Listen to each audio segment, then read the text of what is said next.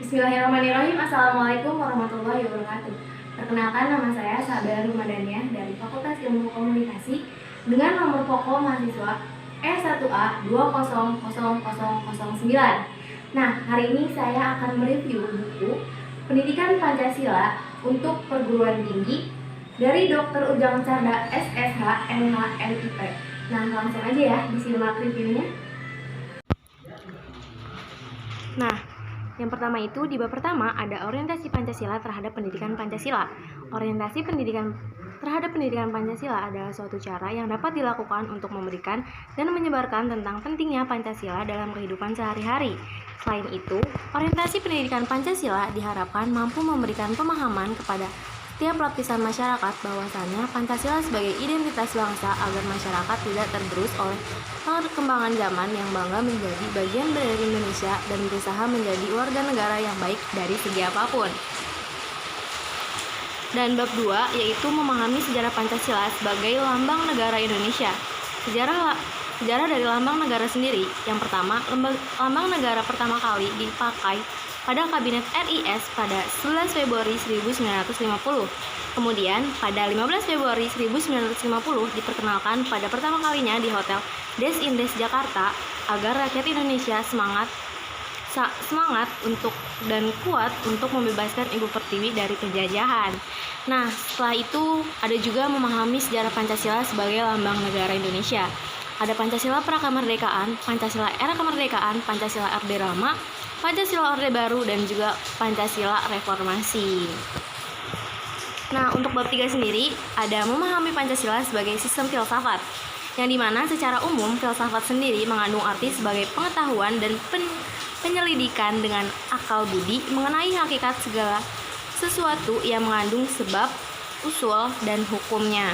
Pancasila diangkat dari pandangan hidup yang berkembang dalam kehidupan masyarakat yang berbangsa dan bernegara yang kemudian berpandangan hidup dirumuskan secara cerdas dan bersungguh-sungguh oleh para pendiri bangsa dan diangkat sebagai dasar kehidupan bernegara.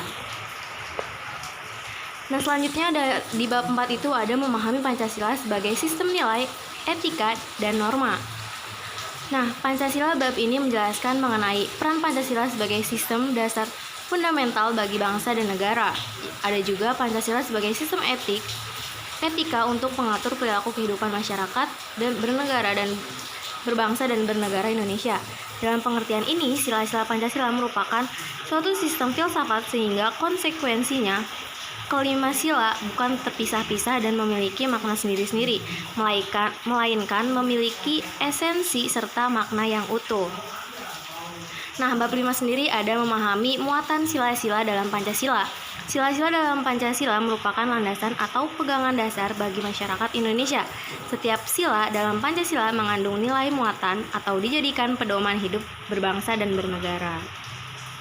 Nah, di bab 6 sendiri ada memahami Pancasila sebagai ideologi bangsa dan bernegara.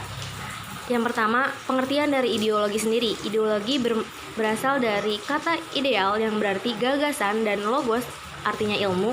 Secara harfiah, ideologi ilmu pengetahuan atau pengertiannya dasar-dasar.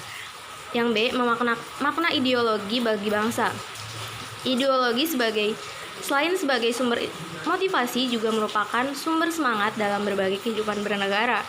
Yang ketiga, perbandingan ideologi Pancasila dengan ideologi lain. Kalau ideologi Pancasila itu yang pertama ada ideologi Pancasila, ideologi liberalisme, ideologi konservatif, ideologi sosialisme, komunisme, dan juga ideologi fasisme. Kedudukan dan fungsi Pancasila dalam tata kehidupan bangsa Indonesia. 1. Pancasila sebagai jiwa bangsa Indonesia, sebagai kepribadian bangsa Indonesia, sebagai pandangan hidup bangsa Indonesia, sebagai dasar negara Republik Indonesia. Pancasila sebagai sumber dari segala sumber hukum. Pancasila sebagai perjanjian luhur bangsa Indonesia pada waktu mendirikan negara. Pancasila sebagai cita-cita dan tujuan bangsa Indonesia. Yang ke-8, Pancasila sebagai falsafah hidup yang persekutuan bangsa Indonesia. Memahami makna Pancasila sebagai ideologi negara dari putusan MK nomor 100 PUU 1123. Mahkamah Konstitusi Republik Indonesia melalui putusan tersebut telah menerima pemeriksaan perkara konstitusi pada tingkat pertama dan terakhir, lalu menjatuhkan putusan dalam perkara menguji UU Nomor 2 Tahun 2011 tentang perubahan atas UU Nomor 2 Tahun 2008 tentang partai politik atas permohonan yang menguji pasal 34. Nah, selanjutnya di bab 7 ada memahami demokrasi Pancasila, dengan dimana perkembangan demokrasi di Indonesia.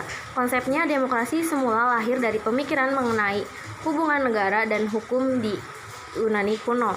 Selanjutnya, konsep demokrasi. Itu ada pengertian demokrasi Pancasila, pengertian demokrasi, prinsip-prinsip demokrasi Pancasila. Yang ketiga juga ada penerapan demokrasi di Indonesia. Nah, selanjutnya di bab 8 memahami hak dan kewajiban asasi manusia dalam Pancasila, yaitu sejarah perkembangan hak asasi manusia. Model negara yang dianut Indonesia adalah negara hukum, adalah dalam arti material atau diistilahkan dengan negara kesejahteraan atau negara kemakmuran. Selanjutnya yang B, istilah dari pengertian hak asasi manusia. Istilah hak asasi manusia yang diperkenalkan oleh Rutherford pada 1948 sebagai pengganti istilah The Right of Man.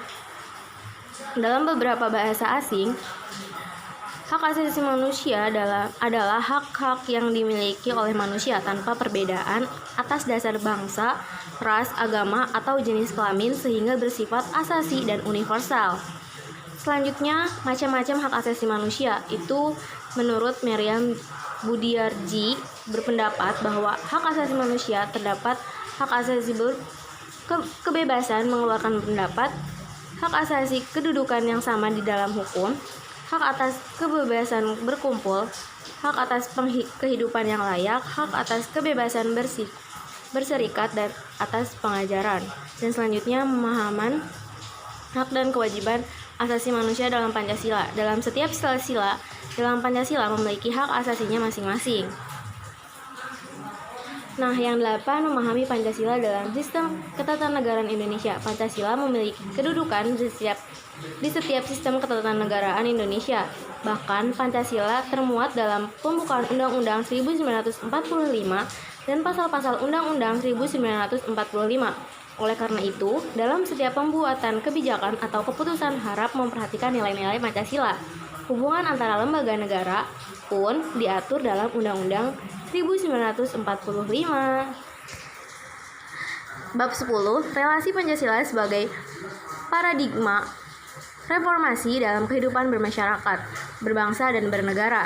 Paradigma adalah asumsi-asumsi teoritis yang umum dan hukum-hukum serta teknik-teknik untuk penerapannya yang diterima oleh para anggota suatu masyarakat ilmiah. Reformasi harus memiliki tujuan, dasar, cita-cita, serta platform yang jelas dan bagi bangsa Indonesia, nilai-nilai Pancasila itulah yang merupakan paradigma reformasi total tersebut. Pancasila dijadikan filter arus globalisasi sehingga masyarakat Indonesia dapat memanfaatkan globalisasi sebaik-baiknya untuk memajukan bangsa. Nah, sekian video dari saya. Terima kasih. Semoga video saya bermanfaat.